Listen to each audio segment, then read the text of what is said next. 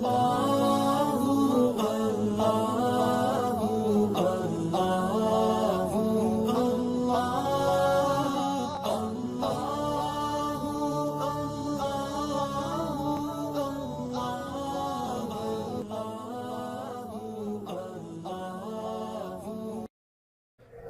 علیکم ورحمۃ اللہ وبرکاتہ. انا معکم محمد عبداللہ المشمر المدرس بأکادمیۃ آس لاہور. کیف حالکم جمیعا؟ ارجو ان تکونوا بخیر وصحۃ وسلامہ. میں امید کرتا ہوں کہ آپ سب خیر و عافیت سے ہوں گے. آج کا ہمارا سبق الدرس الرابع عشر 14 نمبر سبق ہے. جیسا کہ آپ کے علم میں ہے کہ ہم نے کتاب الاساسی جو مکہ مکرمہ کی یونیورسٹی کا نصاب ہے اس کو شروع کیا ہوا ہے، تو آج اس ترتیب کے حساب سے 14 نمبر سبق ہے، اور اس کتاب الاساسی کی ترتیب کے حساب سے یہ سبق نمبر 5 ہے، جس میں وہ افعال یعنی ورب ذکر کر رہے ہیں. تو آئیے ان افعال کی طرف. پچھلے سبق میں بھی میں نے ذکر کیا تھا اور آج کے سبق میں بھی انہی افعال کو ترتیب سے ہم ذکر کرتے ہیں. تو آئیں، سب سے پہلے میں نے پچھلے سبق میں آپ کے سامنے یہ دیکھیں الدرس الخامس ہے. میں نے سب سے پہلے آپ کے سامنے ذکر کر دیا ہوا تھا پچھلے سبق کے اندر ترتیب سے. یہ ایک لائن ہم نے پڑھی تھی اور اس میں افعال ہیں.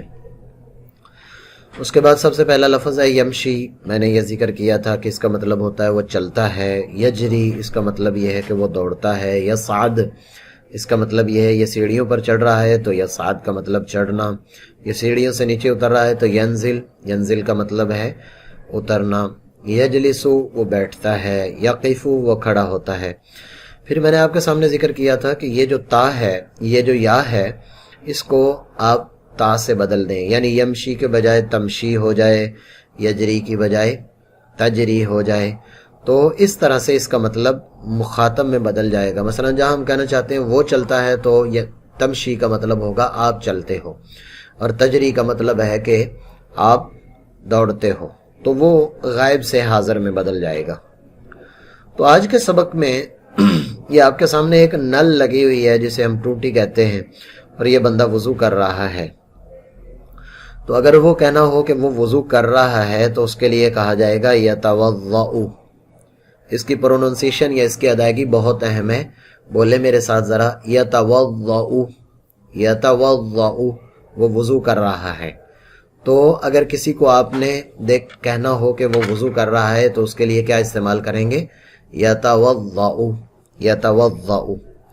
اب یہ بندہ جو ہے یہ آپ کے سامنے جائے نماز پر کھڑا ہے اور تکبیر کہنے کے لیے اس نے ہاتھ اٹھائے ہوئے ہیں. تو ہم اردو میں کہتے ہیں کہ وہ تکبیر کہتا ہے، یعنی اللہ اکبر کہہ رہا ہے، تو ہم کہیں گے یکبرو، یکبرو. وہ تکبیر کہتا ہے یکبرو. اس کے بعد اگلا، یہ بندہ نماز پڑھ رہا ہے، جائے نماز پہ کھڑا ہے. تو ہم نے کسی کے بارے میں کہنا ہو کہ وہ نماز پڑھتا ہے تو ہم کہیں گے یصلی، یصلی، وہ نماز پڑھتا ہے. اسی طرح آپ کے سامنے آگے ایک بندہ ہے جو رکوع کر رہا ہے، تو ہم نے کہنا ہو کہ وہ رکوع کرتا ہے، اس کے لیے کہا جائے گا یرکعو، یرکعو. اور یہ بندہ سجدے میں ہے، تو اگر کسی کے بارے میں کہنا ہو کہ وہ سجدہ کرتا ہے تو کہا جائے گا یسجدو.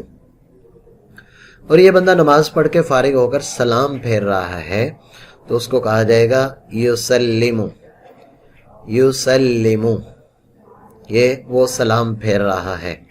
تو آئیں، وہ وضو کر رہا ہے یتوضأ، وہ تکبیر کہہ رہا ہے یکبرو، وہ نماز پڑھ رہا ہے یصلی، وہ رکوع کر رہا ہے یرکعو، وہ سجدہ کر رہا ہے یسجدو، وہ سلام پھیر رہا ہے تو یسلمو. جیسے ہم نے اس پچھلے سبق کی جو آپ کے سامنے میں نے پچھلے سبق میں ذکر کیا تھا، سبق نمبر 13 میں، آج سبق نمبر 14 میں، آج کے سبق میں بھی ہمیں اسی طرح کی ایک پریکٹس اور ایکسرسائز یا مشق اور تدریب کرنی ہے. یہ جو یا ہے اس کو آپ نے تا سے بدلنا ہے. جب آپ نے اس یا کو تا سے بدل دیا تو یہ تتوضأ ہو جائے گا. اس کا مطلب ہے کہ آپ وضو کر رہے ہو، تو آپ وضو کر رہے ہو، اس کی عربی بنے گی تتوضأ. اور یہ بندہ تکبیر کہہ رہا ہے یکبرو، تو ہم نے کہنا ہو کہ آپ تکبیر کہہ رہے ہیں تو تکبرو، تکبرو آپ تکبیر کہہ رہے ہو. یصلی کی بجائے تصلی، یرکعو کی بجائے یہ ترکعو، یسجدو کی بجائے تسجدو آپ سجدہ کر رہے ہو.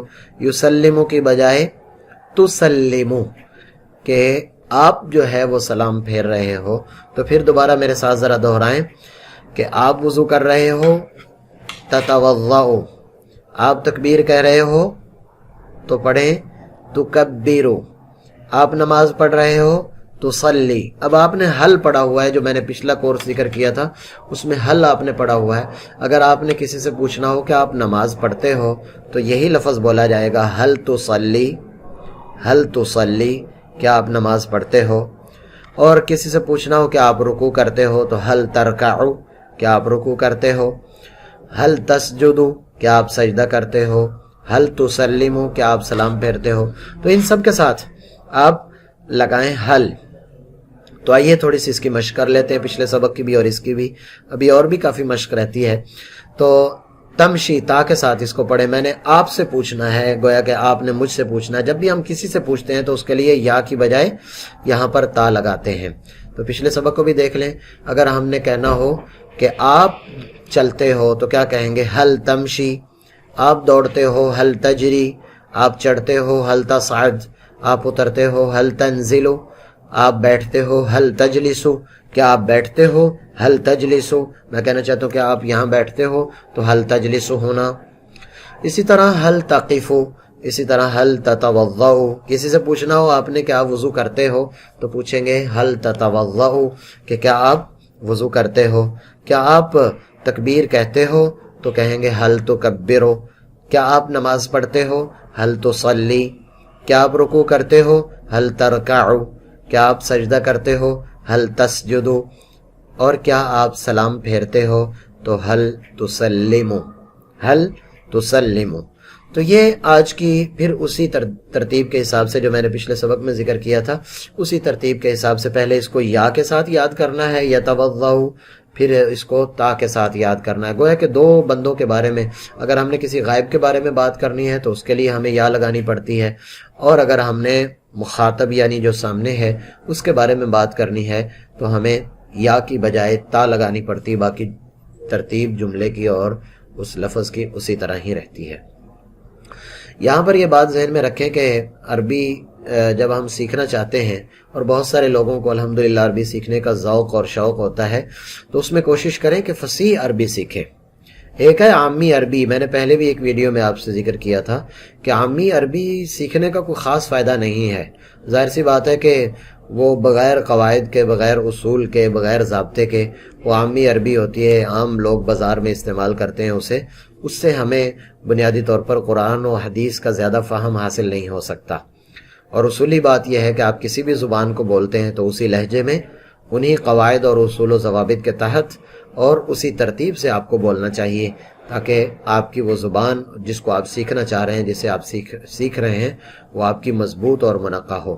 جب ہم یوٹیوب کی دنیا میں دیکھتے ہیں تو بہت سارے لوگ عربی سکھاتے ہیں، اس میں بہت سارے لوگوں کا کام ماشاءاللہ بہت اچھا ہے اور بہتر ہے، لیکن کچھ لوگ ایسے ہیں جو عامی عربی سکھا رہے ہیں. اب عامی عربی کا زیادہ سے زیادہ یہ فائدہ ہو سکتا ہے کہ آپ وہاں پر تجارت کے لیے، کسی کام کے لیے، کوئی کام آپ کرتے ہیں تو آپ کو اس سے کچھ نہ کچھ مدد مل سکتی ہے. لیکن جب آپ نے ایک چیز سیکھنی ہی ہے، اس میں وقت بھی لگانا ہے آپ نے، ظاہر سی بات ہے عامی بھی تو اس طرح نہیں آئے گی. بلکہ میرا خیال ذاتی طور پر یہ ہے کہ عامی کی بنسبت جو فصیح عربی ہے وہ انسان کو جلد سیکھنے کو مل جاتی ہے، کیونکہ عامی کا کوئی قاعدہ قانون نہیں ہے، بس اس کو الٹا سیدھا کرتے چلے جائیں. جبکہ ایک فصیح عربی کا جو ہے وہ قواعد ہے، اصول ہیں، ضابطے ہیں، ان کے تحت جب آپ سیکھتے ہیں تو آپ کو پتہ ہوگا. جیسے میں نے آپ کو یہاں پر یا اور تا کے درمیان میں فرق بتایا ہے، تو وہ انشاءاللہ تعالیٰ آپ کے لیے انتہائی طور پر آسان ہوگا.